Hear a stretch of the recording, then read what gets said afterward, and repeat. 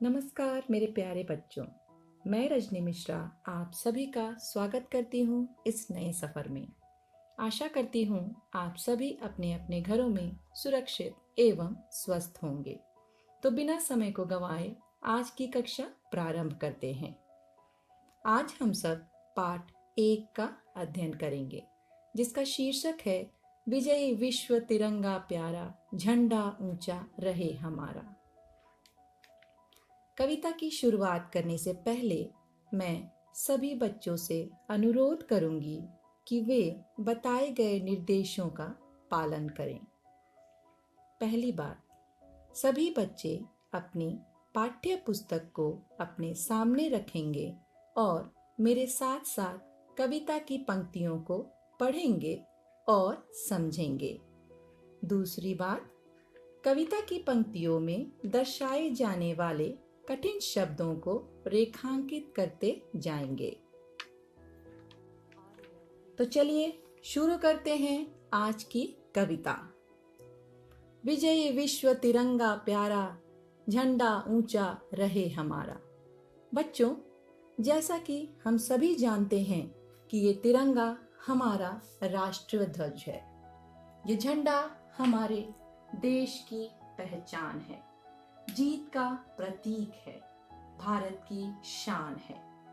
इस झंडा गीत के नाम से प्रसिद्ध कविता के रचयिता हैं श्री श्यामलाल गुप्त पार्षद, जिनका जन्म 16 सितंबर 1893 को कानपुर जिले के नरवल कस्बे में हुआ था। ये भारतीय स्वतंत्रता संग्राम के एक सेनानी, पत्रकार, समाज सेवी एवं अध्यापक थे। इस गीत के लिए उन्हें पद्मश्री पुरस्कार से सम्मानित किया गया था। ये गीत 15 अगस्त और 26 जनवरी को जरूर गाया जाता है। बच्चों, ये कविता उस समय की है जब हमारा देश अंग्रेजों के अधीन था। भारत की स्वाधीनता के युद्ध में झंडा गीत का बड़ा महत्व है। यह वह गीत है जिसे गाते हुए लाखों लोगों ने अंग्रेजों की लाठी और गोली खाई थी, परंतु अपने तिरंगे झंडे को झुकने नहीं दिया। आज भी यह गीत सुनने वालों को प्रेरणा प्रदान करता है। पंक्तियां इस प्रकार हैं। विजयी विश्व तिरंगा प्यारा, झंडा ऊंचा रहे हमारा, सदा शक्ति सरसाने वाला, प्रेम सुधा बरसाने वाला, वीरों को हर्षाने वाला, मातृभूमि का तन मन सारा, झंडा ऊंचा रहे हमारा। प्रस्तुत पद्यांश में तिरंगे झंडे के गौरव का वर्णन किया गया है।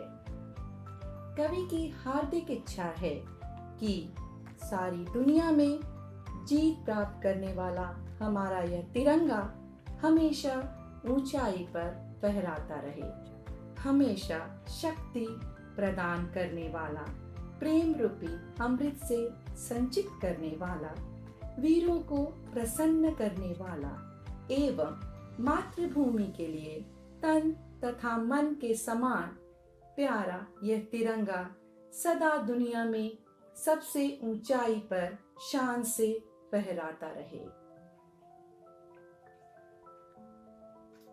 स्वतंत्रता के भीषण रण में लगकर जोश बढ़े क्षण क्षण में, कांपे शत्रु देख कर रण में, मिट जाए भय संकट सारा, झंडा ऊंचा रहे हमारा। प्रस्तुत पद्यांश में कवि ने तिरंगे झंडे को जोश तथा प्रेरणा उत्पन्न करने वाला स्थान ठहराया है। आजादी की लड़ाई को देखकर देश में वीरों का जोश हर पल बढ़ता जाता है तथा उनके जोश को देखकर दुश्मन भयभीत होकर अर्थात डरकर मन ही मन कांपने लगते हैं एवं जो सब प्रकार के डर तथा मुसीबतों को समाप्त करने वाला है। हर क्षण हमारे मन में जोश तथा उमंग भर देने वाला प्रिय तिरंगा झंडा सारी दुनिया में सबसे ऊंचाई पर हमेशा फहराता रहे। इस झंडे के नीचे निर्भय रहें स्वाधीन हम अविचल निश्चय। बोलो भारत माता की जय, स्वतंत्रता हो ध्येय हमारा, झंडा ऊंचा रहे हमारा। प्रस्तुत पद्यांश में कवि ने आजादी के लक्ष्य की ओर कदम बढ़ाने का संकेत दिया है। इस झंडे के नीचे रहते हुए बिना डरे हम आजादी प्राप्त करने के लक्ष्य पर डटे रहें। आओ भारत माता की जय बोलते हुए हम संकल्प लें, प्रतिज्ञा करें कि आजादी प्राप्त करना ही हमारा सबसे ऊंचा उद्देश्य हो। एकता, मेलजोल तथा निडरता का प्रतीक तिरंगा सारी दुनिया में सबसे ऊंचाई पर लहराता रहे। आओ प्यारे वीरों आओ, देश धर्म पर बलि बलि जाओ। एक साथ सब मिलकर गाओ, प्यारा भारत देश हमारा, झंडा ऊंचा रहे हमारा। प्रस्तुत पद्यांश में कवि ने वीरों को अपने देश की आजादी के लिए अपना बलिदान करने को कहा है।